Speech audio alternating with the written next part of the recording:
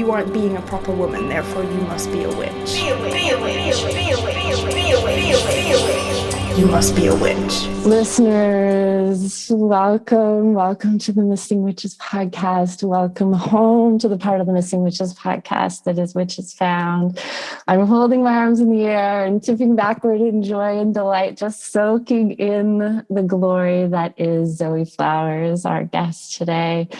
She jumped on this Zoom call with like the brilliant colored glasses and the brilliant hair and a smile that just shines light. And if you've seen her ritual work on Instagram, you've been sort of basked in this light before. And if you've followed her work in equity and on behalf of women and people who've experienced domestic violence and violence, you've basked in her light before and her fierce resilience and the gift that she is sort of giving with her craft and her rituals. So we reached out and she was willing to talk to us, and not only willing, but she knew who we were. I was stoked to be here. So you're joining us at a moment of just sort of mutual glee, I think, and we're both in the woods.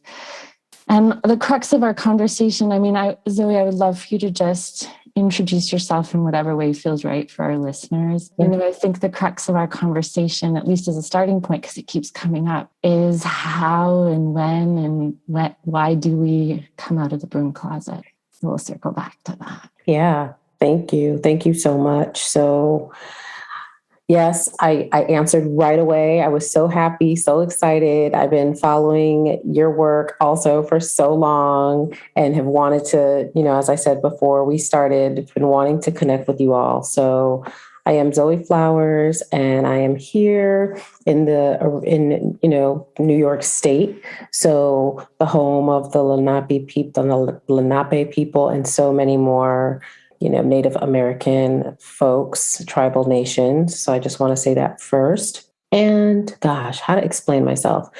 So I'm a person. I like to call myself a hoodoo person, a conjure person. I'm definitely an artist. I am a person who has survived domestic and sexual violence. And so just constantly on a healing journey of just moving through this life as a spiritual person, as a person that identifies as somebody that practices magic and ritual and all of those things. Yeah, I think that's it for now. Yeah, that's worlds, and there'll be so much more. I know you've recently been traveling and bringing the work of understanding equity to like the US military. So I want to circle back to like being out and a witch and then being so far out, like being so deep. And you were on top of a mountain in Germany or something, like you were out far afield, as the German writer says. So I want to come back to that. But can we start by talking about like, do you have a moment when you identified as magical or as witch or as a practitioner? Do you remember a moment when you first kind of felt that? So that's such a good question. So I don't know if I know an exact moment, but there were some things that I knew very early. So, for example, I knew that I couldn't get away with things that my friends could.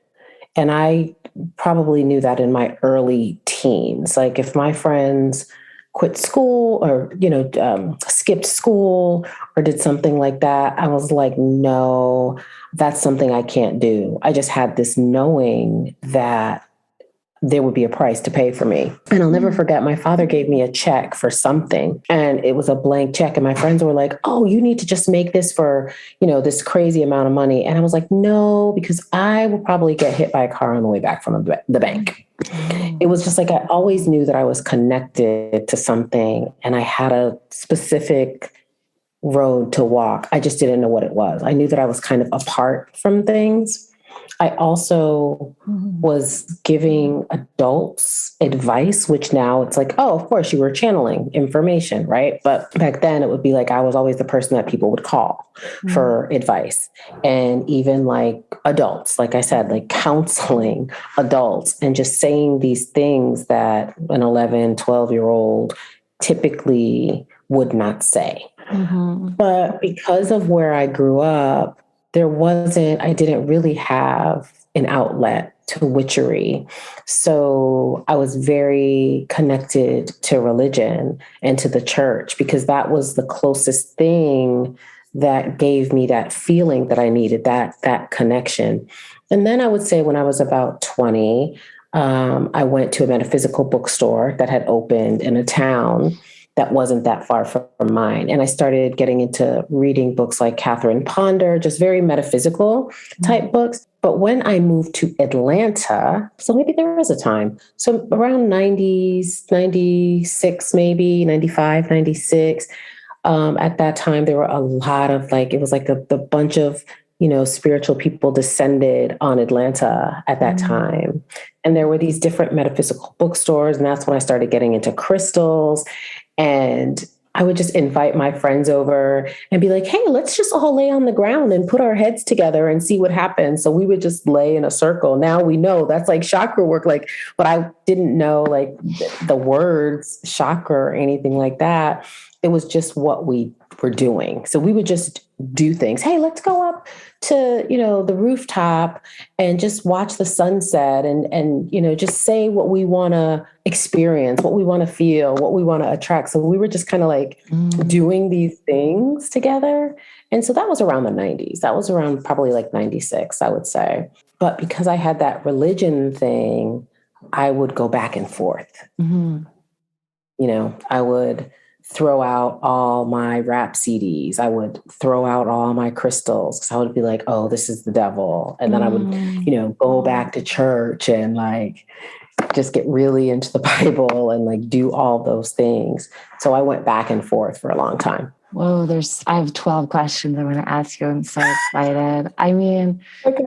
So I'm going to start with myself because I guess that's all we ever are. No, but that's right. You said you had these moments as a child and as a preteen where adults asked you for advice and it just came out of your mouth. People sought you out. And I so had that experience. Can you talk about what channeling is? What is that experience for you? What does it mean? Yeah, absolutely. So channeling for me is, we're just getting messages. I'm just getting messages. I just hear because I hear. So I'm clairaudient. I see also. I don't really feel that much. When I see in my mind's eye. I don't see apparitions in front of me. I think because my people know that's not my thing. But I hear. So I just remember because I grew up in a pretty volatile home. So it wasn't that adults were asking me for advice. It was that there was a lot of violence and there were a lot of things happening. And so I was the mediator to my parents. And so I would be saying things only you can make yourself happy. Nobody can make you happy. You're in charge of your own. I don't think I said destiny, but you're in charge of your own life. So I was always doing these things. And my mom would be looking at me where is this coming from? And so really channeling is I just say what I hear. And I'm told I was always doing that. I remember specifically the things I was saying around 11, but I was saying things before that too.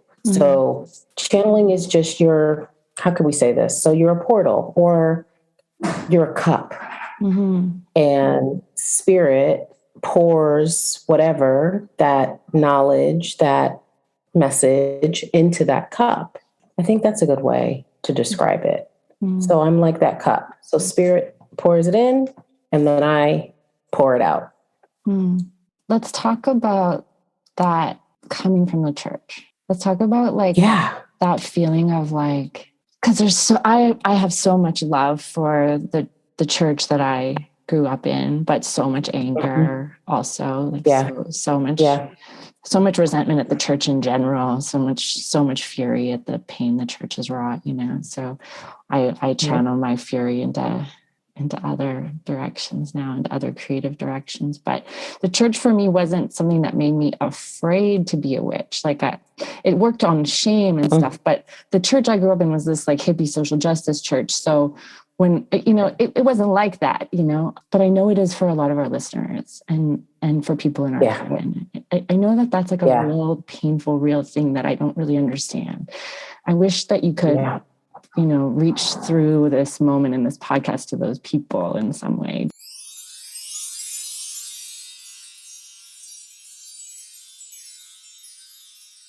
Ad break and ad break, witches.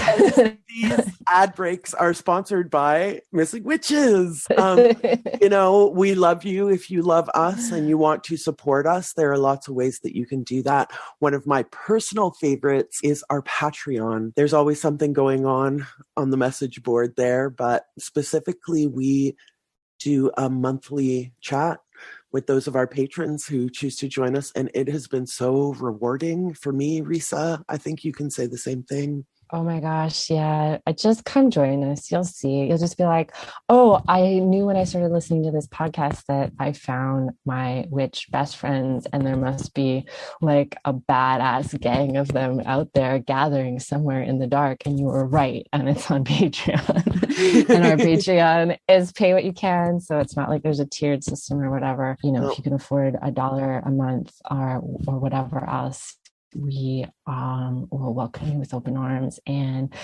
our Patreon circles, we just learn from each other, and they're rad, and you should come. Yeah. And another excellent and exciting and thrilling to even say out loud way that you can support us is by buying our book, Missing Witches. Oh yeah. You can get a paper copy if you're like me and you like to fuck a book up when you read it with a lot of same. I like to dog ear. I have like a sigil system that I use to annotate my books, but also like a lot of times it just has to be an ebook because I know I'm going to want to search things.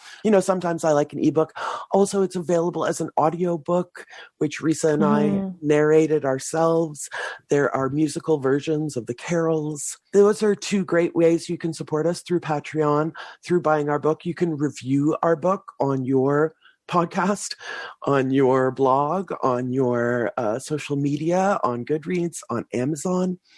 And if you really love this episode, you can tip us at PayPal, paypal.me/missingwitches.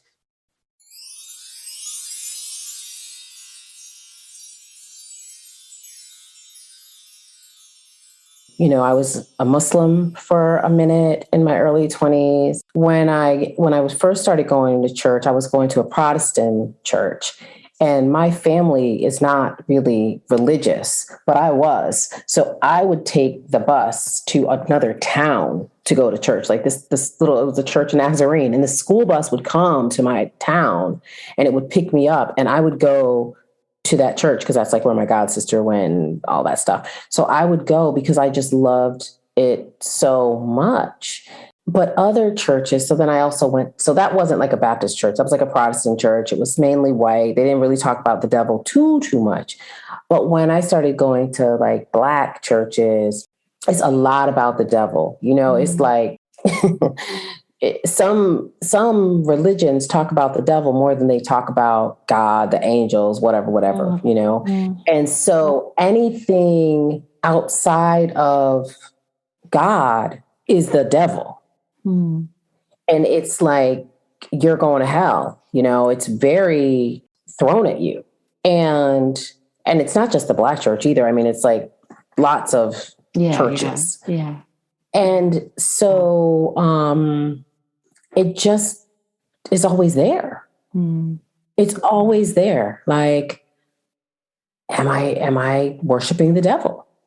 Because that's what we're taught from so young. I mean, you go to a Black funeral, and you go through the whole thing, to celebrate the person's life, blah, blah, blah, blah, blah. And then like the last 20 minutes of that funeral is like the call. That's when they start talking about the end of the world. That's when they start talking about like getting your life right and all these things. So there's always this threat of going to hell. So, and also it's also in pop culture, tarot cards. I mean, when we look at the way witches, right, are portrayed, well, you know this, you're missing witches, right? So you already know the way witches are portrayed also in pop culture is not good, is not popular. What, you know, an insult from a woman to a woman is a bitch or a witch, right? And so who wants to be those things? So when I started going down this road, it was there. Like, don't go too far. You know, I had a friend of mine, like, there's a whole religion that says yoga is the devil. Yoga is the gateway to the devil. So when I was doing yoga, one of my friends, rest her soul, she's passed on now, she sent me like pages and pages and pages of like how yoga was the gateway to the devil. But I was already too far. I had already done enough of history at that point to understand the investment in making people think witches were bad, right? Like I was like, by then I was like, okay, sis, like this is not true. But one of my co-maestra, Dr. G. Love, says all the time that the witch trials were very successful. They were very successful. And I'm a person who believes in reincarnation. So I think that fear is also in our cells. This is the first time that we are able to talk about this freely. You know, now it's like you go to stores and they've got, notions and potions. There's like a store in like upstate New York. I passed it today called Notions and Potions, right? So now that it's like more popular, but that's new. This is like the past, 5 years, maybe 10. So there is a penalty for being, first of all, a woman identified person who has a certain mindset. So that's already going to put you outside of things. Now you want to do tarot. Oh no, that's that's absolutely the devil. You're conjuring spirits. There are really people that believe that. So, and a lot of my students have that as well. They've gone back and forth just like me. So there's just been a lot of miseducation. And so what I would say for folks who are really struggling with that is read your history, read why the witch trials happened. Once I started to understand, these were women who had autonomy, who had land, who went up against certain political people. This is why they were branded the witch. A lot of this had to do with capitalism and control. So once I started to understand that, I was like, oh, okay, it's nonsense. So let me go with this calling, because it really was something that was deep in me. Why am I drawn to these things? Why does spirit tell me how to get a good parking space? So to damp down something that is like really, really, really a part of me is violent. And so I would say to people, I don't want to say stop. I don't want to say don't. I'm going to say I would offer that you all investigate the violence that you're putting upon yourself at this point, because there's too much information out there now. So come out of the closet. There might be a cost. Yeah, there might be a cost. Are you out in all contexts? Do you think people can come out in some contexts and not others? Oh, yeah. Yeah, definitely. Now I'm on Instagram doing readings. My poem in praise of the witch, my book in praise of the witch. Like, it took a long time for me to just be like, this is it. And I've had family members call me on the phone and say, are you a witch? Are you a witch? So I just blocked them on everything. That was recent. That was last year. So I think you have to gauge what's safe. Now I work for myself. It's what I do.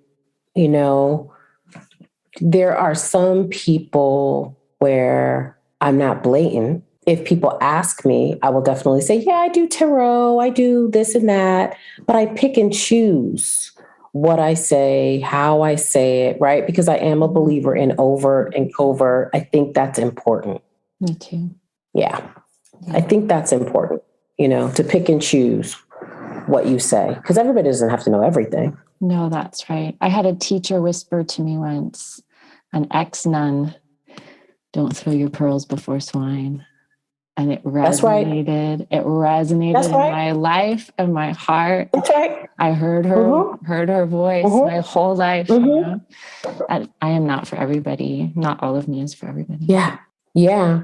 And now like something shifted. So I had somebody in my mother's house doing some work, and while my mother was on vacation, I bought all this black tourmaline. So I put some black tourmaline over the front door. So I was upstairs, and my mother was like, what is that? The freaking ADT guy goes, oh, that belongs to your daughter. That's to protect the house. I didn't even say anything to him. I was like, well, this was a couple of weeks ago. That's amazing. ADT is security systems, right? Yes. So he knows. He said, that's your daughter. You got up there to protect the house. Oh, it's amazing. I love that so much. I wonder, is In Praise of the Witch a poem you would be willing to read for us today? Oh, yeah, of course. Yeah. We can do. Absolutely. Let's do it. Do you want to do it now? And then we'll continue from there. Let's do it. Yeah. So this poem is actually, so I belonged to this women's writers group in Women Writers in Bloom in the city in New York. It's not just for women though. So JP, she's the person who started it, and she's a phenomenal poet and teacher. And she had us do this prompt called a praise poem. And a praise poem is where you take something that people have said about you that has put you down, kept you down, etc., and you flip it. Mm-hmm.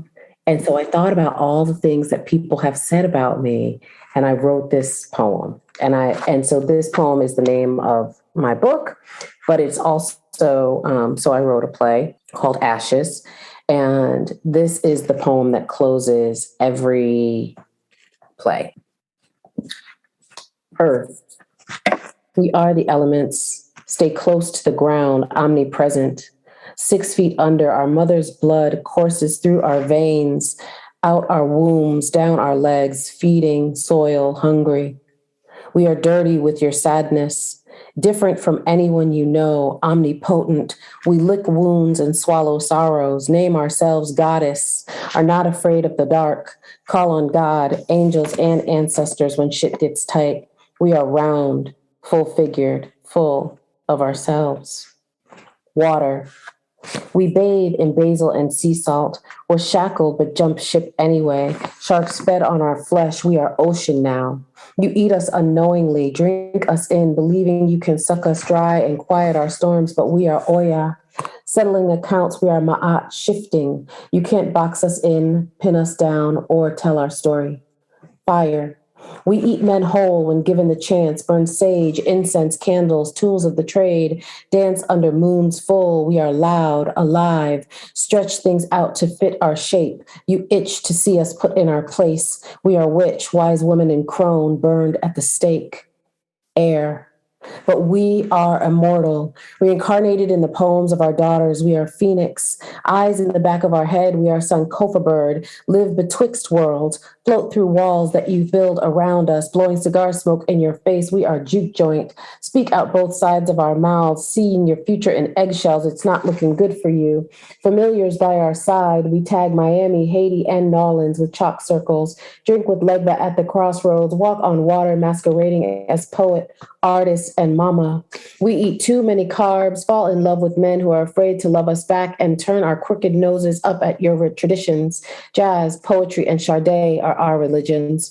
We are Black Cat crossing your path, that poem you wish you were smart enough to write, The rhyme you're too afraid to spit, fucking up the mood. We are the ejaculation that comes too quickly. Gas on a crowded elevator, the uninvited party guests flirting with your boyfriend and eating all your food. An inconvenient truth, we are those shoes you can't afford to buy, that thing you hate but can't let go, those pants that are too tight around your waist now, the song that keeps playing in your head, that chick you know you're not good enough to bang, the one your mama warned you about. We are trouble, urban sprawl haunting your daydreams. We are muse, inspiring you to get your game up. Teaching by example, we are root worker, Obia lady, and conjure woman. The scary broad living at the end of the road alone, glamoring you through forked tongues. We make miracles, and yes, motherfucker, we do ride on brooms. You should be afraid of women like us. Chastity belted, we fuck anyway. Do what we want to do, walk butt naked in the daytime and come to you at night, carrying blessings and justice in our left hand, machetes and curses in our right.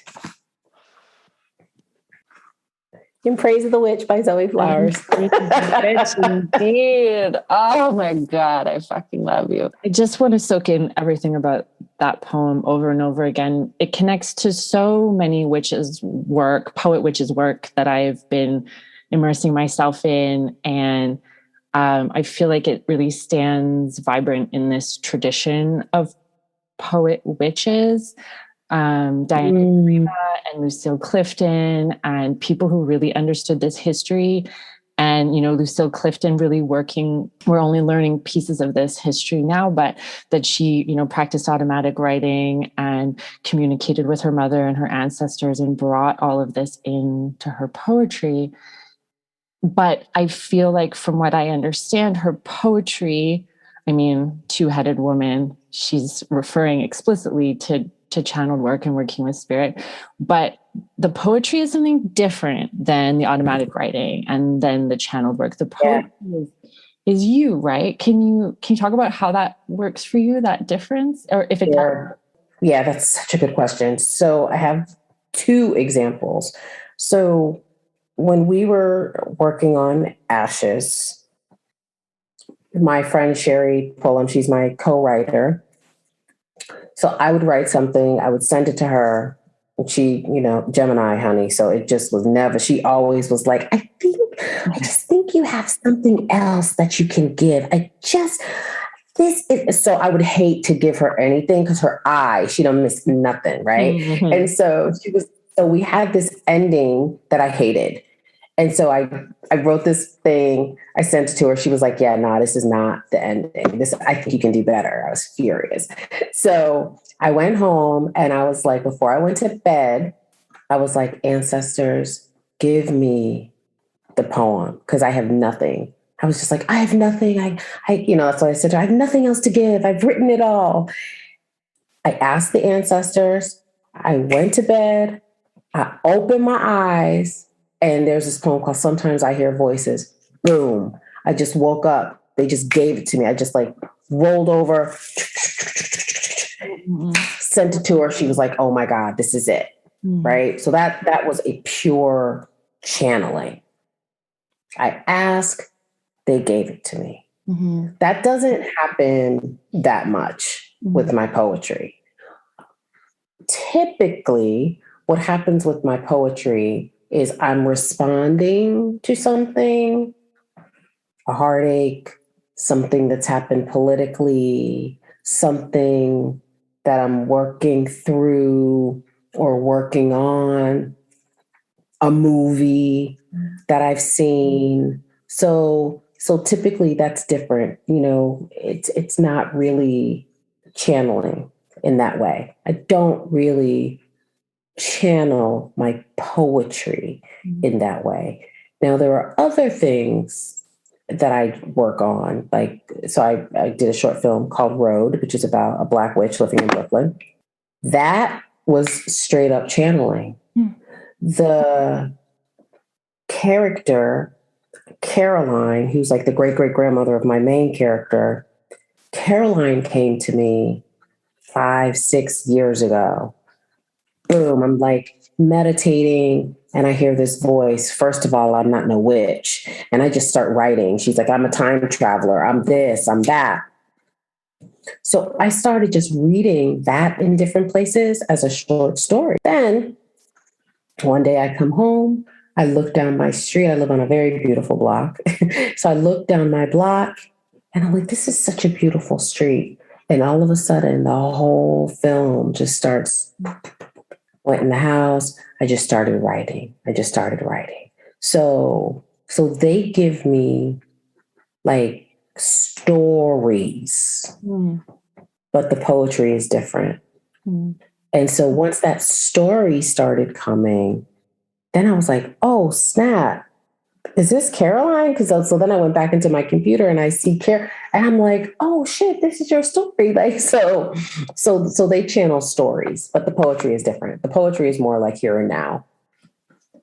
I'm thinking a lot these days about this idea of mother trees and mycelial networks. So this idea that the forest is one organism and the old growth trees are the mother trees, but they're deeply connected to every other type of tree, right?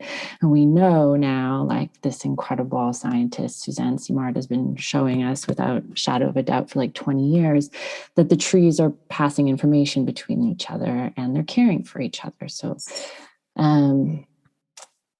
I've been expanding the idea of ancestors for myself into the biome around me, right? Because for me, it's not just, I don't feel comfortable with the idea of just these white settler ancestors standing around me with their complicated and problematic experiences and big hearts and all of that. But that behind them and beyond them, there's this sort of greater web of life, and that's my ancestors too. You know, the web of inspiration, the stories comes from all of it. For me, is how I've been trying to understand it, reckon with it. I wondered if you could talk about your poem has such a joyful and angry, sometimes maybe too, embrace of different witch traditions, an embrace of different ancestors. And I know some Black practitioners have felt uncomfortable with the idea of witch, you know, that let's not muddle it up. It's hoodoo, what I do, or, you know, it's Santeria. Like, and that, I mean, it's totally beautiful and valid. These are different traditions, but you kind of call them all in that poem. Can you talk about how you think about that? Yeah. So I definitely have been a person who's, the more I got down this path, Reiki, so I'm a Reiki master, so that Reiki really opened things up. I really began to hear more when I got attuned to Reiki. And then I noticed that I could put things together like spiritual baths. All of a sudden, like, oh, put this herb in and this, and and I can do oils too. Oh my gosh. Okay. So let me do that. Then, you know, a couple of years ago, my hairdresser was like, you know, my feet really hurt because of standing all day. Can you make me a cream? Okay, I'll try. Boom, boom, boom. Gave her the cream. She was like, my feet don't hurt anymore. My knees don't hurt anymore. So I've been doing these things for like 6 or 7 years now. And I never really felt comfortable either with the term witch for the same reason that the other Black practitioners probably felt. And so then I started reading up on hoodoo. It's very much in alignment with what I'm doing now. It feels very organic. Like I would do pagan things because just like the church, that is what I had access to when I was living in Atlanta. That's what all the stores, that was what they catered to. And it wasn't that it didn't resonate. It just didn't feel like it 100% worked. And that could have been just where I was too. Who knows? But I've experienced it, you know. I've pretty much dabbled in many different religions and practices. Like I was studying Judaism for a minute, right? So I've studied so many different things, and hoodoo feels very authentic because I do use the Bible. I never stopped looking at the Bible. Metaphysicians talk about the Bible as a book of spells. So I was like, oh, Right. So I don't have to throw the Bible away. I can use it with intention. So even before I knew what hoodoo was, over 10 years ago, more than that, because I've been in New York 10 years. So God, oh my God, like 20 years ago, I was walking around my home with the Bible, going from corner to corner, like, because things, I was in this house, like things were crazy. The money was funny. And I just picked up the Bible and I would just go from room to room, proclaiming, just reading different Psalms and things like that. Now, come to find out, that's like a very popular hoodoo practice. So it's like I went through all these other things, but hoodoo is where I landed. But, and I like these other practices too. So let's put the forked tongue, let's put the crooked nose, right? Because again, it's a praise poem. So it's all the things that people said that were bad, and let's lift them up. You know, I practice Ifa, so I'm gonna put the Orisha into that as well. So, you know, pretty much what I'm talking about is everything that I've done. I do that with, you know, the things I talk about are things that I've done. And that's one of the things I say with my students. Like it's not theory. Like the methods and the things like that I'm sharing, these are things that I actually did with myself to heal. Right. And so things that are in my poetry, these are things that I live. You know, I'm not one of these like people who are talking theory. These are like, you know, things that make me be able to have a smile on my face after everything that I've been through, you know. I wonder if you can share.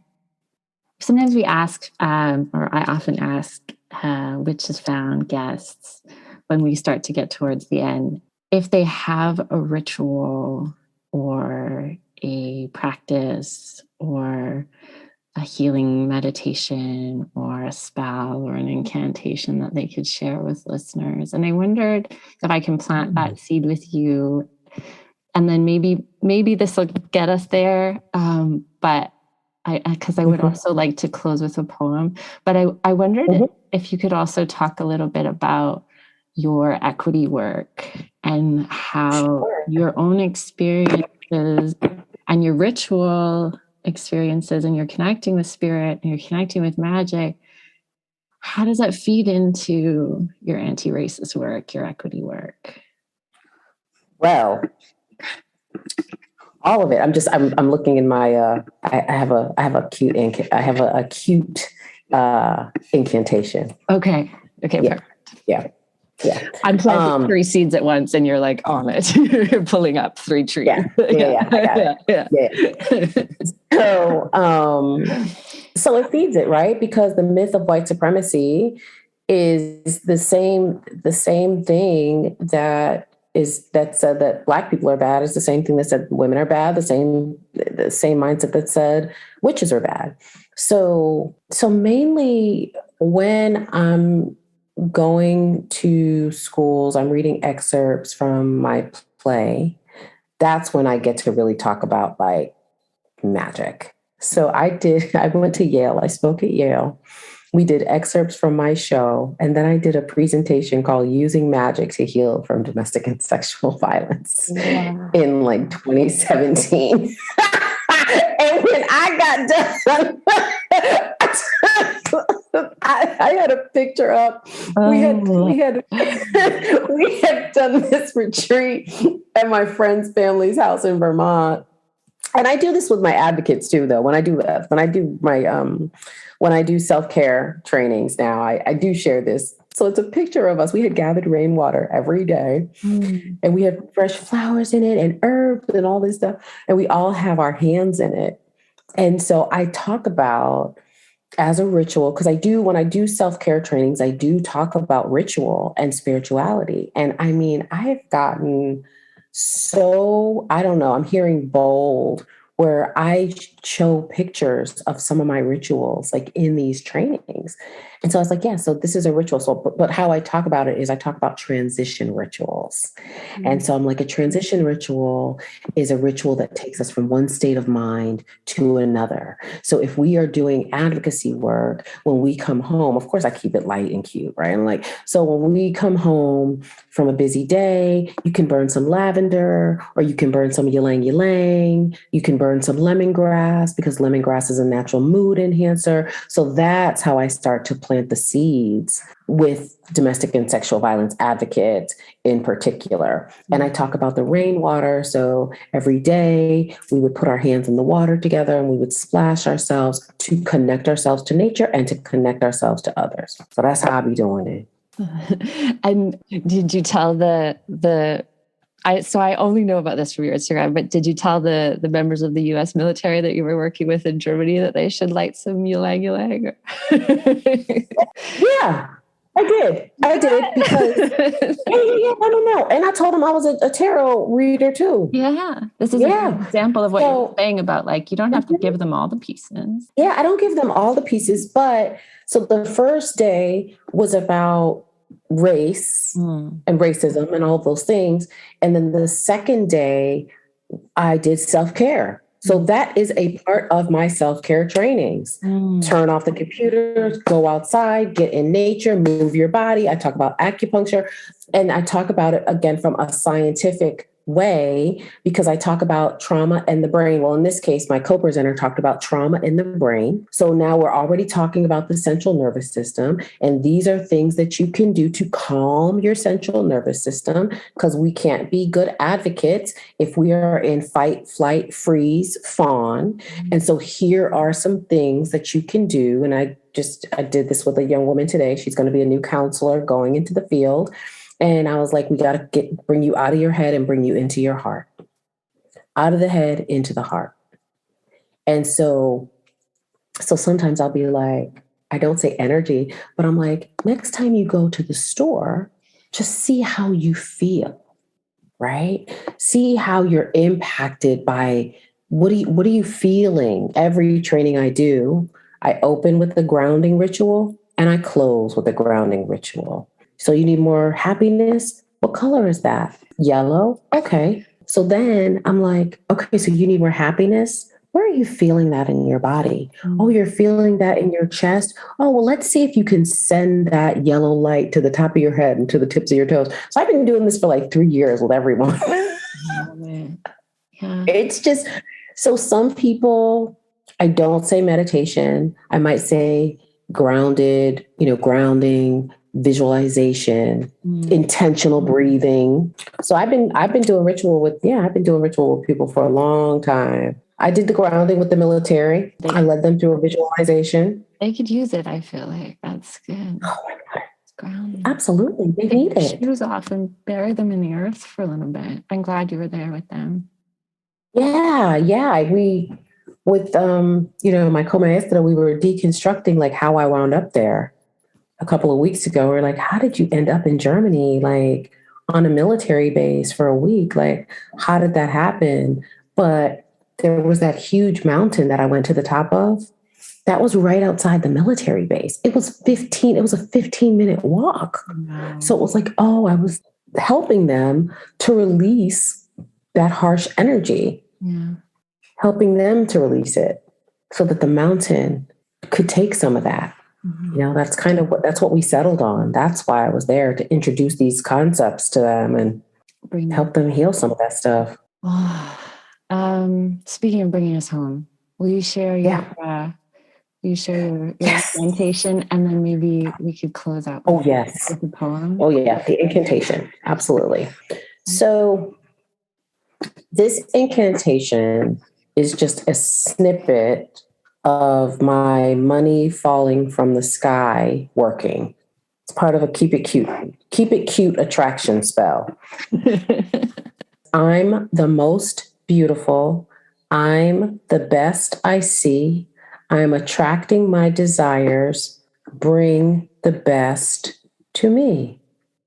I do long rituals. I do 7-day spells. Yeah. So Yeah, I like to do progressive workings. So that is day one. So they can say that I'm the most beautiful. I'm the best I see. I'm attracting my desires. Bring the best to me, because this spell is all about setting yourself apart. So this was April 11th. It was a new moon in Aries. And so one of the things about fire signs is fire signs strive to set themselves apart. And so it says this ritual is intended to take your charisma to the next level and separate you from the pack to bring new, fresh, and abundant eyes on you. So people need that. Yeah. So again, I'm the most beautiful. I'm the best I see. I'm attracting my desires. Bring the best to me. That's day one.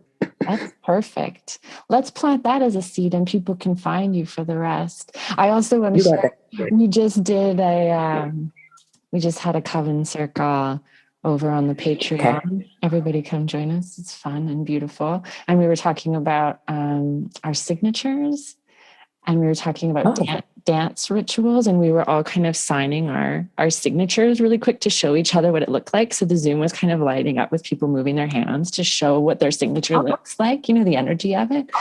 And then we were laughing, saying, oh my gosh, I'm going to go out tonight in the dark and dance my signature.